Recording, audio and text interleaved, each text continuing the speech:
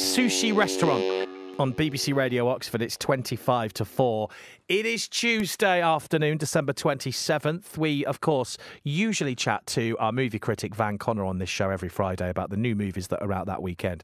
But, of course, we're not going to talk new movies with him today. We are going to talk to Van Connor about some of the absolute classic movies that you can watch over the next 6 or 7 days that are on TV. So let's welcome him back.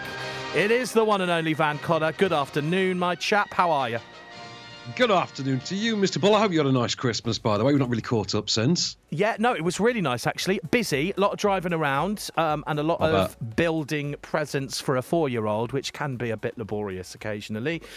Yeah, but it was absolutely lovely. I just don't want to see another screwdriver and tiny little screws ever again in my life. Why do they screw every single child's toy into the box where you need a screwdriver to get it out? I mean, come on. Yeah, this is why YouTube is being kept afloat by unboxing videos these days. That's what that is. It's just for that motivation. But alas, I tell you what, if I can take your mind off of the monotony of the unboxing process, at least I can give you some distraction with some movies that are on telly for the next few days. And they're not necessarily all like classics of cinema. I think there's no Mad Max Fury Road or anything up to that caliber. But we talk about like big movies that might be worth a watch. If you're looking for something on Freeview, you know what it's like. You've got the family over all the time over Christmas. You're knackered. You just want to plunk back in the couch and just absorb whatever the hell's on telly. Yes. So at least watch something entertaining. And you can start that tonight on BBC One at 9 o'clock with Sam Mendes's 1917. Have you seen 1917, Adam? You must have seen this one. I have seen it. It was when it first came out, so a little bit a while ago, but what a movie. Yeah, this is meant to look like a single unbroken shot. Follows two young soldiers as they are sent across the battlefield to basically warn one of their platoons that they're walking into a trap. But I've got Colin Firth in a clip explaining the mission for you. The second are due to attack the line shortly after dawn tomorrow. They have no idea what they're in for. And we can't warn them. As a parting gift, the enemy cut all our telephone lines. Your orders are to get to the second at Quassia Wood, 1 mile southeast of the town of Lacust. Deliver this to Colonel Mackenzie. It is a direct order to call off tomorrow morning's attack. If you don't, it will be a massacre. We will lose 2 battalions, 1,600 men, your brother among them. You think you can get there in time? Yes, sir. I've already got this on my planner to watch tonight because it's an incredible movie. The cinematography, like you say, is brilliant because it does give you that feel of all just one sweeping shot where it never cuts to anything. It's just all the way through. It's genius. Yeah, it's really well done. It's a really great, especially it's given an editing exercise forever, this movie. Like, it's going to be loads of editing students just watching this movie forever and ever, trying to work out where the mask frames are and the scene transitions. But the performances are really good. It's a ride. It's definitely like a rollicking ride. It's like watching someone play one of the old Call of Duty Medal of Honor games. You know when they do the Call of Duty games that are actually in the World Wars? It's kind of like watching someone play one of those, but with like Oscar-winning actors turning up to do the cutaways. Yep. Really good. Tonight, BBC One, 9 o'clock. Tomorrow, then, bit of a change of pace from that. 6:25, so nice tea time one on ITV2. And this is, for my money, probably top 3 best movies they turned out the DC canon in the last sort of 10 or 15 years. They've been trying to get that off the ground. It's Shazam with Zach Levi, and it's basically, if you're not familiar with it, it used to be called Captain Marvel, funnily enough, back in the comics, but for legal reasons they had to change so that Marvel could actually use Captain Marvel. This, though, is effectively big with superheroes. So you've got a young orphan who gets the ability to transform into a Superman-like, fully adult, superpowered god of a man. Every time he says the word Shazam, every time he says the keyword, he transforms and transforms back, and he has to take on a villain with designs on bringing the 7 deadly sins, literal monster versions of the 7 deadly sins, into the world for revenge. I've got a clip for you. These are the kids trying to hide his Shazam-like form from the other orphans in their home. I told you this was a bad idea. Oh, Freddy? Wait, what happened to the stairs? Hey, covering her mouth if you're gonna kidnap her is not gonna make her less scared, okay? Darla, it's me, it's Billy. I know I don't look like me. A wizard made me look like Maybe this. don't start with the wizard, it's just gonna make her more confused. Some old guy brought me to a temple and he made me say Shazam. Verbally triggered body manipulation properties? You can switch by saying Shazam. Listen to me. Darla, you cannot tell anybody about this, all right? But it's Billy. He's a hero. Yeah, but if a supervillain finds out that he's a hero, that endangers us, okay? A hero's loved ones are like the perfect bad guy target. See, I haven't seen this. I've seen the trailer many times, and it's a proper sit down and enjoy with the family kind of movie, that, isn't it?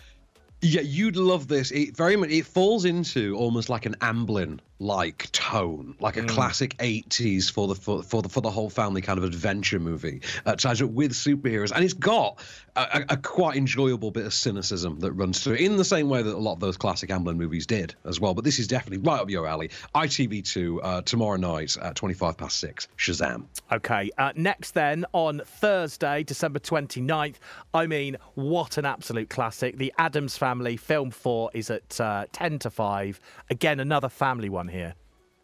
Yeah, well, I mean, this is the thing. It's the classic 1991 Barry Sonnenfeld adaptation of The Addams Family, which is arguably the most defining version of The Addams Family, I would say. Like, I think most people recognize The Addams Family from Barry Sonnenfeld's 1991 original and then 93 sequel, Addams Family Values. Values always get shown on TV. This first one never does. And it's what happens when the Addams Family, you know, the ghoulish, otherworldly family, the creepiest house in the neighborhood as they were, are reunited with their long-lost Uncle Fester, seemingly, after many years. However, he is, in fact, a con man who has been sent in there to try and raid the Addams Family fortune. Or is he, as the movie will ask. This is the thing, because everyone's talking about Wednesday at the moment on Netflix. Everybody loves Jenna Ortega in Wednesday, and in particular that particular dance number, which I've got to say has made TikTok just the place to be for the last month. So chef's kiss, thank you Netflix for that. But you can see the original, the source for every interpretation we have of the Addams Family now in this Sonnenfeld original. It's on Film 4 on Thursday at 10 to 5 at 4:50. Have a listen to the family. This is something as mundane as having breakfast. Did you sleep well? Like the dead. Really? Who would have thought the Bermuda Triangle could change a man so much? You used to toss and turn all night. We had to chain you to the bedpost. Doesn't make sense. The Bermuda Triangle is a very strange and mysterious place. You'd be surprised at all the things you don't know. She certainly would. Wednesday adores the Bermuda Triangle. She studies it. Death at sea. She's hooked. Ask me anything. Oh, the memories that just came flooding back from just hearing that. And I've got to say, producer Katie just buzzed me and said, I've not seen any of the Addams Family. What would you say to that, Van? Scandalous, absolutely scandalous. Katie, you get this watched immediately, dear. Get this scene. You will love it, honestly. You can't not. That's The Addams Family. No. That is on Thursday, Film 4 at 10 to 5. Well, Friday's a real treat, and I've watched this recently mainly because my son is hugely into Transformers. Yeah, of course, this is sort of the reboot of the Transformers series. We are getting a sequel to this next year as well, Rise of the Beast. I think it's called. It looks terrible. But this reboot I quite enjoyed. This is the one that has John Cena in it, which is kind of hilarious if, like me, you always thought John Cena looked like a roided-up Mark Wahlberg, because Mark Wahlberg starred in the previous ones, and then it's John Cena. So I'm like, the prophecy has come full circle. Yeah. But this is Haley Steinfeld in the lead for an 80s set period piece reboot of the Transformers series that sees a young girl named Charlie get her very first car. I think it's an old VW Bug, bright yellow VW Bug that is in fact an alien warrior named Bumblebee, or named by her as Bumblebee, who has no voice and can only communicate through sound beats, through soundtrack drops, needle drops, and little clips from radio. And of course, it's a classic 80s Spielbergian adventure as they try to basically get him away to call home. This is on Friday, 2:55. Perfect kind of Friday afternoon chill film with the kids. And younger kids can watch this and enjoy in that same way that we watched the old Spielberg movies in the 80s when we were growing up. Very much so. I've got a clip for you. This is the kids basically on the run from the US military in their alien space car. Get out and move away from the vehicle. Stay cool, B.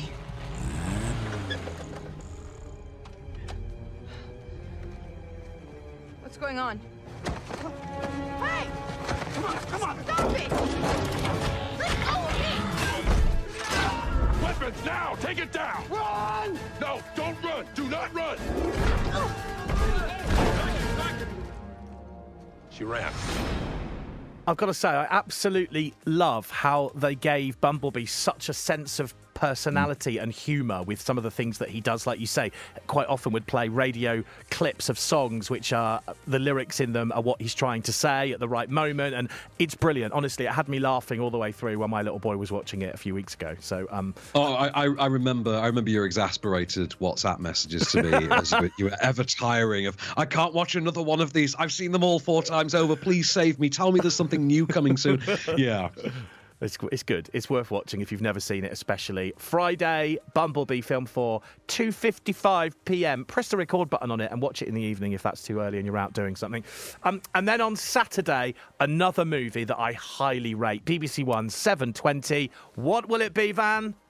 It is, of course, Yesterday from, I think, 2018, 2019, written by Richard Curtis, directed by Danny Boyle, stars Himesh Patel and Lily James, and it's quite a novel concept, although, weirdly, it kind of been done by someone else iconic in British comedy before, but I will explain that. It basically follows a busker, an aspiring musician, when everyone in the world one day forgets who the Beatles are. They're erased from history, and only he remembers. So basically, he gets to do all the old Beatles songs and claim them as his own. And along the way, gets like the full ride into stardom, and even a celebrity mentor in the process, played by Ed Sheeran. And that's interesting because it's quite obvious that originally they had intended that to be Chris Martin, and that he kept turning them down, and eventually they gave it to Ed Sheeran and forgot to change a lot of the setup that they left in the movie for it to be Chris Martin. So there's some very awkward moments where you have Ed Sheeran around, but you're talking about the lead singer of Coldplay. Very, very strange. I never picked up on that. So could you remember any of the bits that were set up for Chris Martin that never happened or that were wrong? There's one very, very weird one early on. I think it's when he first unveils the song Yesterday, and he says, it's just like one of the greatest songs ever made. How do you not remember? She's like, come on, it's not Fix You. There are little moments like that where they keep referencing Coldplay stuff. I'm like, it's so weird that there are this many Coldplay references. The other thing, and I say, I love this movie. There's a great appearance. I'm not even going to say specifically how, but there is an appearance by a notable British thesp towards the end of the movie that was not in any of the marketing. That absolutely blew me away. Yeah. I thought was genuinely heart-wrenching. Also, I was amused that this was very, very similar to an episode of Goodnight Sweetheart, starring Nicholas Lyndhurst, in which he time-travelled and invented the work of George Formby. So that kept occurring to me as I was watching this as well. But so you can see this nice and early on New Year's Eve. So it's like 7:20, so you can watch this, then go out for the night. Yeah. Have a nice, chill, sedate, feel-good film, and then go out and get wrecked on New Year's Eve. So you can see this at 7:20 on BBC One. I'm looking forward to seeing it again. I think it is on Netflix as well in the meanwhile, but I say I'm a fan. This is Yesterday. This is a clip of not Chris Martin coaching Himesh Patel. Let me just give you this advice, right? Song title. I won't charge you a penny for it as well. Hey, dude. Hey, dude. Hey, dude. Are you sure? He's right. That's so much better. Is he? Is it? Yeah. Hey, dude, don't make it bad. Definitely going to be one of the best songs of the generation. Hey, dude, hey, dude, don't make it bad. Do. I remember watching that thinking, no, don't do it. Don't do it. It's Jude. Don't do it. No, right. Great film, though. Actually, I'll give him his dues. I think Ed Sheeran's actually quite chucklesome in that movie. Yeah. I think he does a good job. Even if he is just the understudy, I think he does a very good job. And speaking of doing a very good job, someone who's doing their job for the last time closes out our week this year. Closes out our week this year, in fact, because it's going to be on New Year's Day. On New Year's Day on ITV, 8 p.m, we're getting the British TV premiere of the movie that basically sustained the faith of film critics through all of COVID, because it's all we wanted to see. It was, of course, the final outing of Daniel Craig's James Bond in No Time to Die, which premieres on New Year's Day at 8 p.m. And it's a crash bang wallop of a Bond movie. Like, this is about as big a Bond movie as you could ever hope for. Sees Daniel Craig off in style, sees him face off against Best Actor winning Rami Malek as the villain in this one, brings back Lea Seydoux as Madeleine Swan, and of course the usual repertoire of Ray Fiennes as M, Naomi Harris's Money Penny and Ben Wishaw's Q. So the gang's are all back. I've got a clip for you of the new character who's been added to this roster as well, who is Lashana Lynch as the new 007, who you can hear having some traditionally flirty banter with Bond. I say 8 p.m. on New Year's Day, No Time to Die. You seem like a man who's gagging for some action, Mr. Bond. Shall we cut to the chase? I'm here as a professional courtesy. Well, you're not very courteous, are you? You've broken my car. It's Commander Bond. You know that. 00?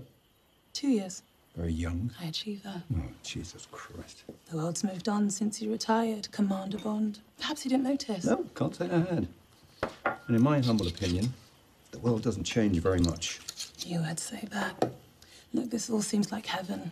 This little bubble, or whatever. Oh, it is such a good movie as well. No Time to Die, yeah. ITV, 8 p.m. Sunday, New Year's Day. Wow, what a week of fantastic movies we've got ahead of us, Van. Thanks for that. You're very welcome. As long as I wanted to give you something old and something new. I think The Addams Family was a nice sort of respite in the middle of there. And Bumblebee, I think, everyone who sees that movie does seem to come away loving it. So hopefully there's something for everyone there. And you get to end with Bond. Exactly. What's better than that? There is nothing better than that. So I guess for now it's time to say Happy New Year to you, Van. Have a lovely rest of the week and New Year's celebration. And of course, we shall be speaking a week on Friday when everything kind of returns to normal and we get some more new movies out. Indeed. Till the next year, good sir. Thank you very much, Van. Take care.